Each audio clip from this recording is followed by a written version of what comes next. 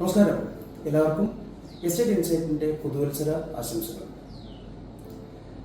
ഇന്ന് നമ്മൾ സംസാരിക്കാൻ പോകുന്ന ഒരു വിഷയം പ്രൊമോട്ടേഴ്സ് ഡിഫോൾട്ടേഴ്സ് ആയിക്കഴിഞ്ഞാൽ അവർക്കുണ്ടാകുന്ന കോൺസിക്വൻസസ് എന്തെല്ലാമാണ്.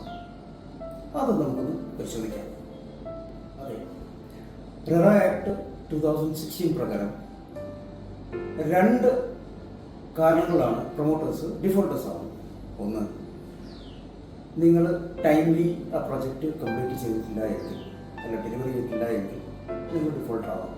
രണ്ട്, നിങ്ങൾ ഏതെങ്കിലും കാരണത്തിൽ ബിസിനസ് സ്റ്റോപ്പായി, ആ കാരണം കൊണ്ട് തന്നെ നിങ്ങളുടെ രജിസ്ട്രേഷൻ ക്യാൻസൽ ആവുകയോ അല്ലെങ്കിൽ റിവോക്ക് ആവുകയോ ചെയ്തിട്ടുണ്ടെങ്കിൽ എഗെയിൻ നിങ്ങളുടെ ഡിഫോൾട്ടറായി മാറും.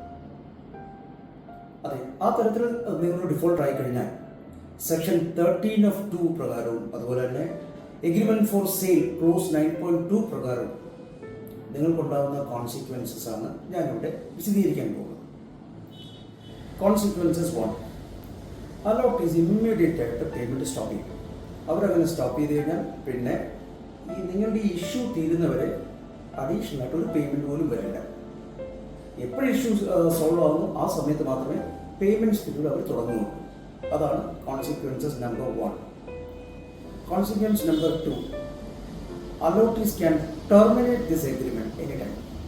അങ്ങനെ എഗ്രിമെൻറ്റ് അവർ ടെർമിനേറ്റ് ചെയ്യുകയാണെങ്കിൽ within 45 days complete refund with interest നിങ്ങൾ കൊടുക്കേണ്ടി വരും.